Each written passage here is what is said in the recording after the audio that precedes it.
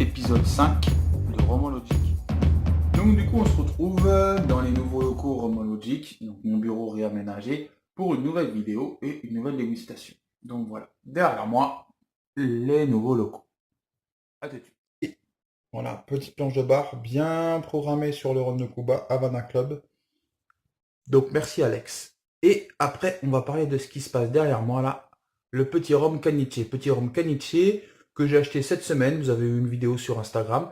Cette semaine, je l'ai acheté, le petit rhum caniche, parce qu'en fait, c'est une édition un petit peu particulière. Le caniche, ça vient de Cognac Ferrand, donc qui est très très très connu pour ses productions plantation. Donc toute la gamme de rhum plantation, et ils font aussi du caniche. Donc le caniche, arrêté en fait de ce rhum, le caniche, donc il existe en deux versions. Là, moi j'ai pris le Reserva parce que c'est plutôt dans mes goûts, le 7 ans d'âge. Après, ils font aussi un XO, 10-12 ans d'âge, si vous voulez mettre 10 € de plus et avoir un rhum plus appuyé dans les goûts, moins ressortant les parfums d'éthanol. Et ce petit caniche là, en fait, il est vraiment porté sur le cacao. On a vraiment l'impression d'avoir du chocolat dans la bouche, mais du chocolat maigre. Voilà, du cacao maigre, un peu plus un goût chocolaté, mais sans sucre. Sans mélasse avec un goût fort parce que on est sur du réserva et donc encore plein d'éthanol. Donc je me permets de refaire une pub. Le guide achète des rhums, hyper important. Si vous voulez faire des dégustations, il y a le guide achète des rhums et le livre tout sur le rhum, hyper important. Voilà.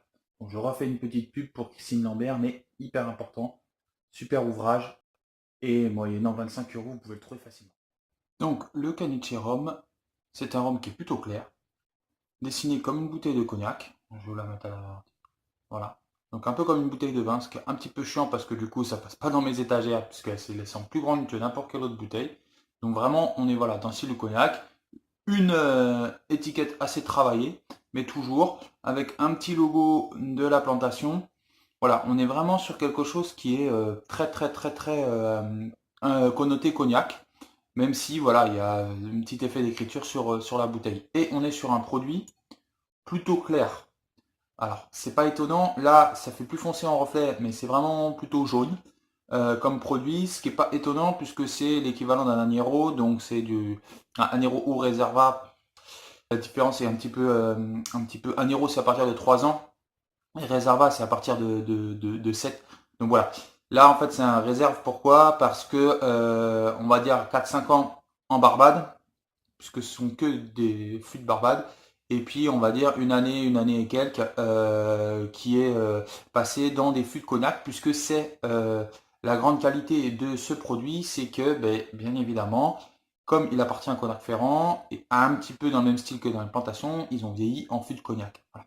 Ça permet de limiter la part des anges, et ça apporte une autre touche, un peu plus boisée en finition de bouche, pour des rhums un peu plus jeunes. Donc la touche boisée arrive beaucoup plus rapidement dans un fût de cognac que dans un fût de bourbon et surtout dans un fût où la part des anges est de 60% en plein Caraïbe alors qu'elle n'est que de 15 à 25% en plein cognac. Voilà, donc ça c'est pour le produit.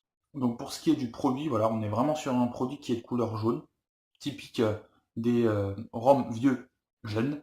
Et donc du coup on est sur un produit sucré, mais pas tant que ça, puisque le dépôt n'est pas, voilà, c'est pas des grosses rivières qui coulent, c'est des larmes assez sympathiques pour un rhum assez jeune. Au niveau du nez, on est tout de suite sur des vapeurs d'éthanol évidemment, puisque on a un goût alcoolique assez fort pour un typique des rhums jeunes. Et tout de suite, comme je l'avais senti la première dégustation, tout de suite on a des goûts, des notes de cacao, c'est vraiment très marqué. On sent que ça va être un rhum qui est gourmand, des aspects floraux aussi. Ça me rappelle un peu la cannelle, un peu d'épices, mais voilà. On est sur un nez plutôt riche par rapport à un rhum jeune. Alors une fois, bien sûr, évidemment, par rapport au verre, le vapeur d'éthanol est effacé.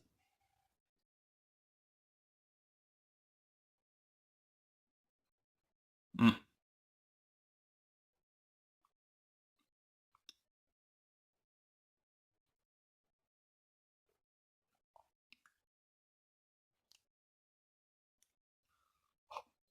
Il est un peu, il est dur, il est brut.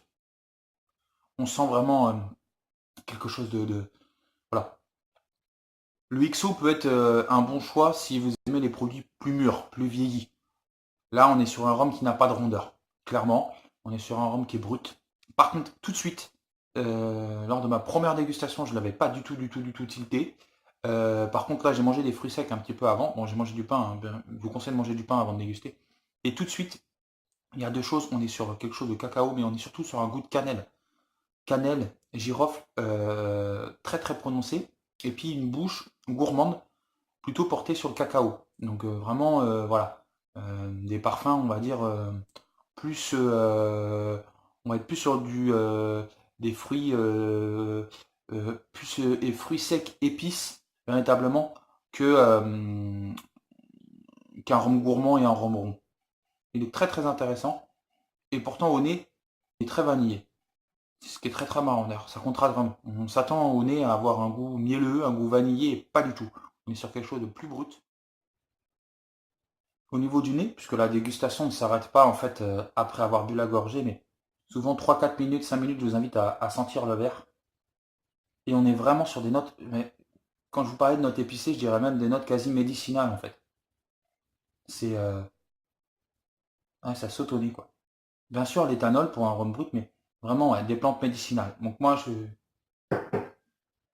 je suis très content de cet achat, je suis très très content du prix et je suis plutôt très satisfait de l'élaboration de ce rhum qui a été étudié et qui pour un rhum jeune a beaucoup de plaisir et beaucoup de surprises, aussi bien dans le nez que dans la bouche. En fait, c'est que c'est un rhum qui est puissant, bon, très épicé, même si c'est pas un spicy rhum, très épicé en termes de goût. Je vous parlais de la cannelle, je vous parlais de cacao maigre.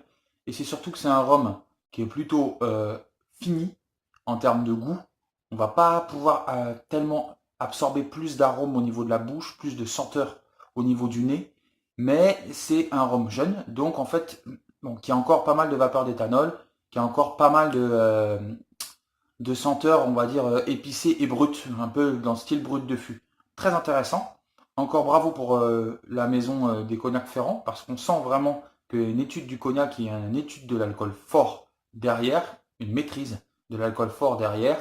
Et c'est surtout super intéressant, c'est que c'est un rhum très complet. Vous pouvez le trouver pour 25 €. Donc on est vraiment sur un rhum, je vais pas dire bas de gamme, mais on va dire un rhum, parce que ce n'est pas vrai, c'est pas du bas de gamme. Par contre, on va être sur un rhum très facile d'approche. 25 €, c'est pas tellement cher par rapport à une bouteille de whisky, c'est pas tellement cher par rapport à une bouteille de rhum. J'en ai d'autres qui sont beaucoup plus chers. Donc là, on est vraiment sur une gamme de 20 à 25 €.